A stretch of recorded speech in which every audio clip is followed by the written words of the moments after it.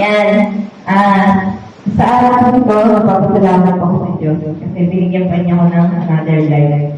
At marami din pong salamat sa lahat ng prayer sa church po, sa lahat ng kapatiran.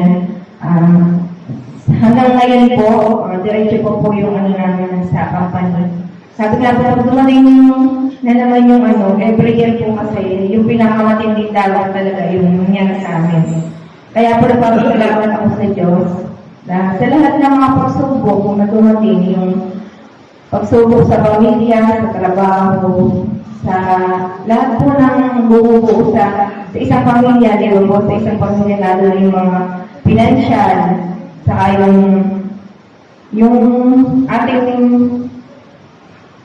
ginagampanan bilang isang anak, bilang isang magulang. Minsan po talaga, kung nakakaranas po kayo, o hindi lang ako, yung pinanghihinaan po tayo ng loob. Kasi dumarating po talaga yung time na yun na hindi tayo perfect na tao. Talagang dumarating po yung kahinaan ng loob, yung lungkot, kung saan ang mix na sama-sama na po yun. Pero ipapasalamat po ako sa Diyos kasi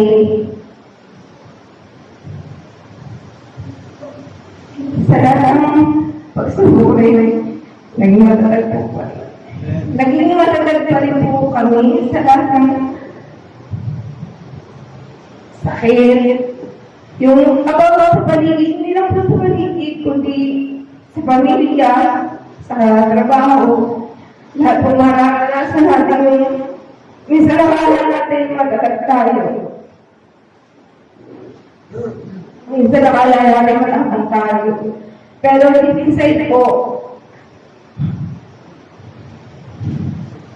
minsan natin po yung sakit, natin po yung lungkot, na hindi natin minsan maintindihan. Pero sabi nga po yun po, pinipin ng Lord upang ano yung mangyari, andiyan ka pa ba o kaya mo bang ipagkagad ng Panginoon?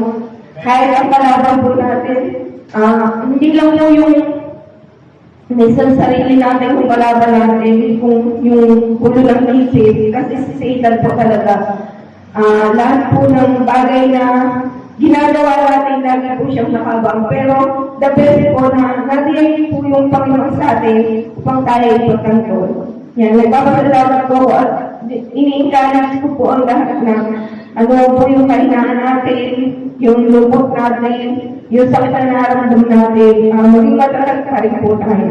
Yun lang po.